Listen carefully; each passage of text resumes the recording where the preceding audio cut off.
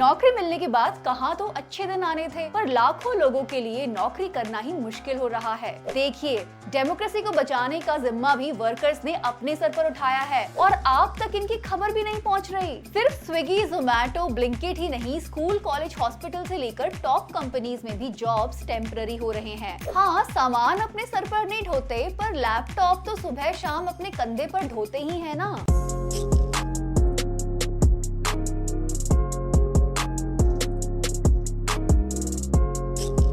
पिछले हफ्ते 9 जुलाई को जनरल स्ट्राइक हुई। क्या आपने नोटिस किया या ट्रैफिक जैम की खबर सुनकर छोड़ दिया? 25 करोड़ से ज्यादा वर्कर्स स्ट्राइक पर निकले। Banking, insurance, postal services, electricity, transport, telecom, railway, कोयला, कंस्ट्रक्शन और बीड़ी मजदूर, आंगनवाड़ी, आशा और मिड डे मील वर्कर्स एक साथ सड़कों पर निकले। देश की वर्किंग पॉपुलेशन में से 1/3 लोग हड़ताल पर रहे और मेजर खबर नहीं बनी। क्यों थे इतने सारे लोग स्ट्राइक पर? जहाँ आधे लोग जॉब ना मिलने से परेशान है, वहीं जिनके पास जॉब हैं, वो उन जॉब्स की कंडीशन से परेशान हैं। अगर हमारे वर्कर्स की बेसिक डिमांड्स जैसे कि wages, decent working conditions, health वगैरह का ध्यान ही नहीं रखा जाएगा तो ऐसी नौकरियों का क्या फायदा? नौकरी मिलने के बाद कहाँ तो अच्छे दिन आने थे, पर लाखों लोगों के लिए नौकरी करना ही मुश्किल हो रहा है। हो क्या रहा है हमारे वर्कर्स के साथ? क्या गिग इकोनॉमी के नाम पर जॉब्स को रिग किया जा रहा है? क्या लेबर मार्केट में एक वर्कर की वैल्यू ही कम हो गई है? आइए बात करते हैं। वैसे तो स्ट्राइक वर्कर्स का राइट है। एक कैपिटलिस्ट सिस्टम में लोगों के पास अगर कोई ताकत है तो वो है यूनिटी, एकता। सिर्फ इंडिविजुअल टैलेंट होने से एक फैक्ट्री वर्कर या स्विगी वर्कर के वेजेस नहीं बढ़ते। फिर भी कैपिटलिस्ट सिस्टम कहता है कि hard work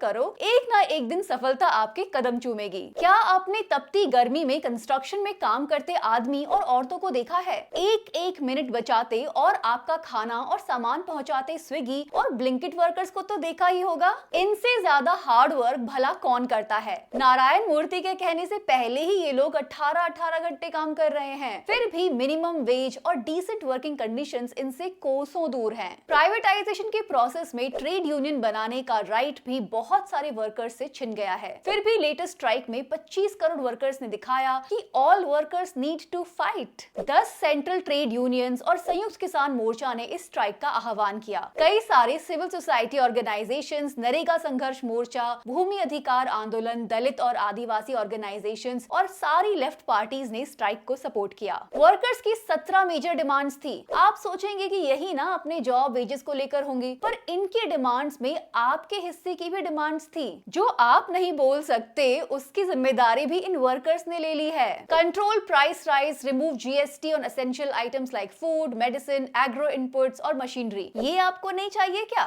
withdraw the electricity amendment bill, stop privatisation of electricity. Delhi वालों, आप ही बताओ, क्या ये आपकी डिमांड नहीं है? Right to free education, right to health, water and sanitation for all, scrap the new education policy and ensure housing for all. ये सब तो मेरी भी डिमांड्स हैं। Tax the super rich, enhance corporate tax, ये तो हम सबकी ही डिमांड होनी चाहिए। Stop attack on core values of the constitution, freedom of expression, freedom of dissent, freedom of religion. देखिए, डेमोक्रेसी को बचाने का जिम्मा भी वर्कर्स ने अपने सर पर उठाया है और आप तक इनकी खबर भी नहीं पहुंच रही। तो जब वर्कर्स आपकी और आपके राइट्स की बात कर रहे हैं, आप क्यों नहीं उनकी डिमांड्स को सुनते? वर्कर्स की मेन डिमांड है स्क्रैप द 4 लेबर कोड्स। एक साल से लंबे चले फार्मर्स प्रोटेस्ट के बाद एमएसपी के साथ साथ लेबर कोड्स को ना लाने की डिमांड को मौखिक रूप से मान लिया गया था, पर एमएसपी की तरह ही इसका पालन नहीं हुआ और अब सरकार इन लेबर कोड्स को लागू करने की तैयारी कर रही है। हम सब थोड़ा तो जानते ही हैं कि पिछले कुछ सालों में वर्कर्स के राइट कमजोर पड़ गए हैं। मिनिमम वेजेस का एग्जांपल लेते हैं। डिमांड है कि सभी वर्कर्स को 26,000 पर मंथ का मिनिमम वेज दिया जाए। आप भी मानेंगे कि इतनी महंगाई के समय 26,000 पर महीना तो होना ही चाहिए, लेकिन क्या ऐसा है?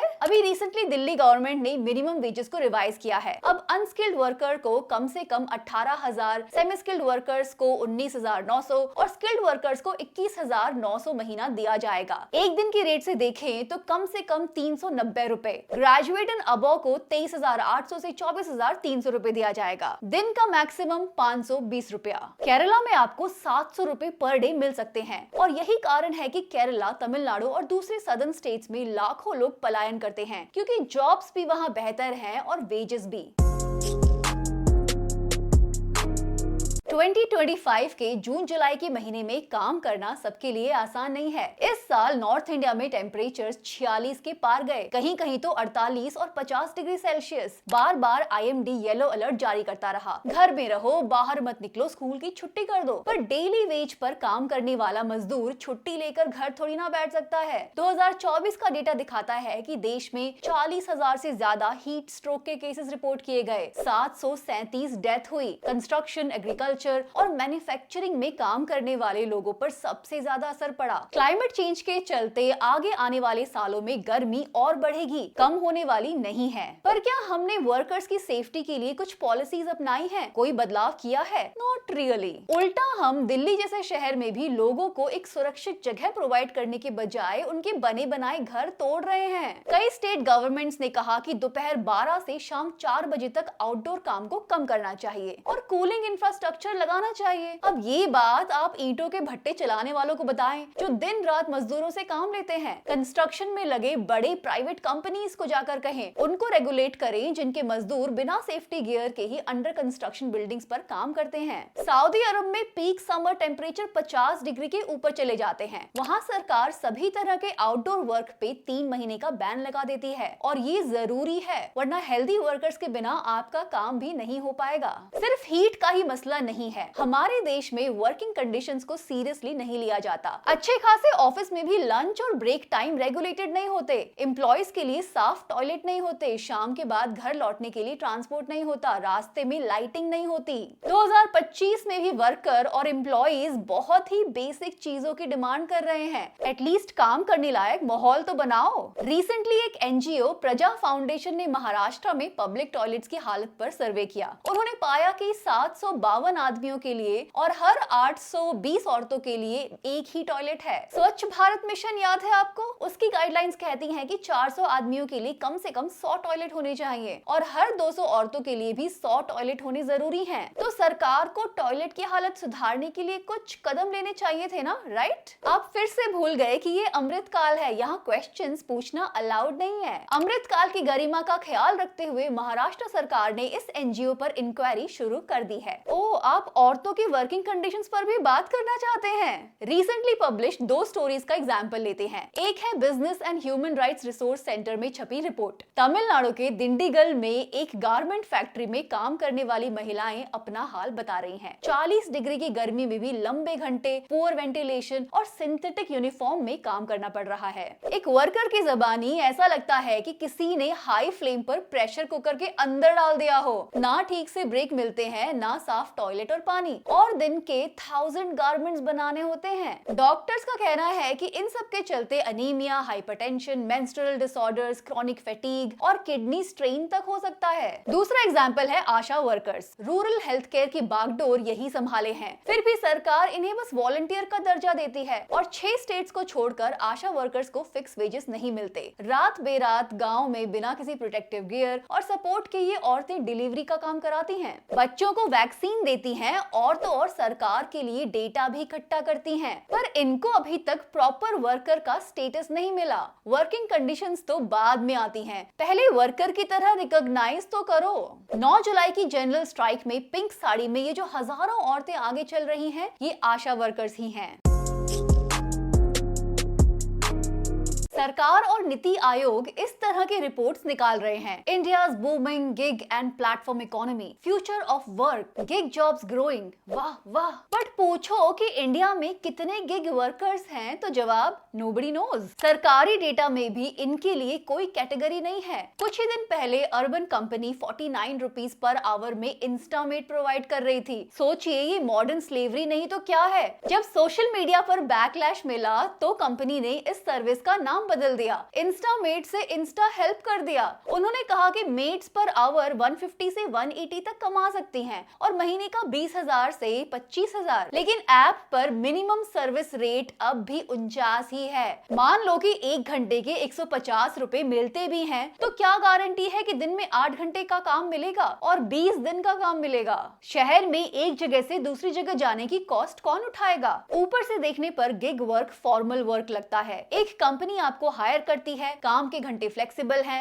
ऐप से काम होता है, लेकिन ना तो सिक्योर वेजेस हैं और ना ही कोई वर्कर्स के राइट। ऐसे में गिग वर्क के नेचर में ही इनसिक्योरिटी है। 2024 में ऐसे so called blue collar jobs 92% बढ़े हैं। 80 लाख लोगों का जीवन यापन इसी जोखिम के काम पर टिका है। NASSCOM की रिपोर्ट कह रही है कि 44% engineering students are looking forward to gig work. सिर्फ स्विगी, जोमैटो, ब्लिंकिट ही नहीं, स्कूल, कॉलेज, हॉस्पिटल से लेकर टॉप कंपनीज में भी जॉब्स टेम्पररी हो रहे हैं। स्कूल और कॉलेज में गेस्ट फैकल्टी या एडॉक टीचर के नाम से लोगों को रखकर काम चलाया जा रहा है। ना टीचर्स को पूरी तनख्वाह मिलती है, ना ही कोई एम्प्लॉयमेंट के बेनिफिट्स। इंडियन स्टाफिंग फेडरेशन का डेटा बताता है कि 2025 के पहले क्वार्टर में फ्लेक्सी स्टाफिंग इंडस्ट्री में 9.7% की ईयर ऑन ईयर ग्रोथ है। सुनने में कितना अच्छा लगता है ना। 1.39 लाख नए फॉर्मल फ्लेक्सी वर्कर्स ऐड किए गए। मार्च 2025 तक इस इंडस्ट्री में 1.8 मिलियन लोग या 18 लाख लोग काम कर रहे हैं। मतलब 18 लाख लोग परमानेंट ना होकर टेम्पररी जॉब्स में हैं। आईटी, फाइनेंस और दूसरे सर्विस सेक्टर में ऐसे बहुत प्रोजेक्ट्स होते हैं। आपने भी देखा होगा, मेन कंपनी खुद ना हायर करके एक दूसरे ठेकेदार से हायरिंग और फायरिंग का काम करवाती है। एक कॉन्ट्रैक्ट वर्कर को रेगुलर एम्प्लॉय के मुकाबले मामूली सैलरी मिलती है और पूरे बेनिफिट्स भी नहीं मिलते। इसीलिए अब आईटी वर्कर्स ने भी रियलाइज कर लिया है कि भैया हैं तो हम भी वर्कर्स ही। हाँ, सामान अपने सर पर नहीं ढोते, पर लैपटॉप तो सुबह शाम अपने कंधे पर ढोते ही है ना। 9 जुलाई की स्ट्राइक में आईटी वर्कर्स ने भी भाग लिया। उनकी डिमांड्स भी सेम, कॉन्ट्रैक्चुअलाइजेशन बंद हो, जॉब्स परमानेंट हो,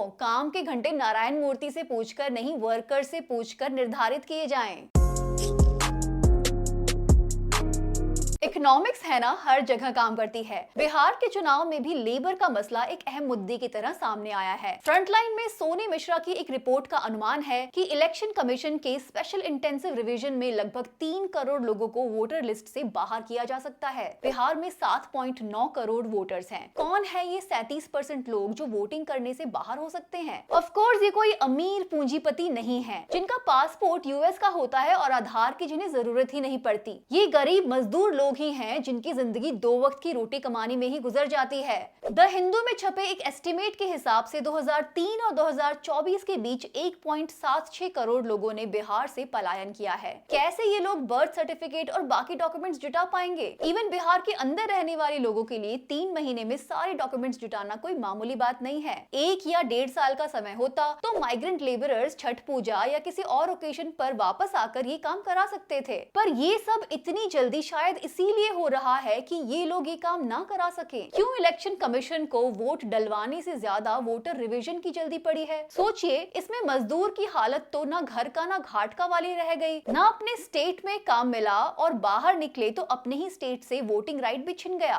2023 में centre for study of developing societies ने एक सर्वे किया था। उन्होंने पाया कि दिल्ली के 70% माइग्रेंट वर्कर्स बिहार और यूपी से आते हैं। यही वो लोग हैं जो दूसरे राज्यों की इकोनॉमी को धक्का लगाते हैं। दिल्ली, मुंबई, बैंगलोर, हैदराबाद जैसे शहरों में चमचमाती बिल्डिंग्स बनाते हैं। वर्कर्स के इलेक्टोरल पॉलिटिक्स से आउट होने का मतलब है कि अब वो अपने बेसिक राइट्स की भी डिमांड नहीं कर सकते।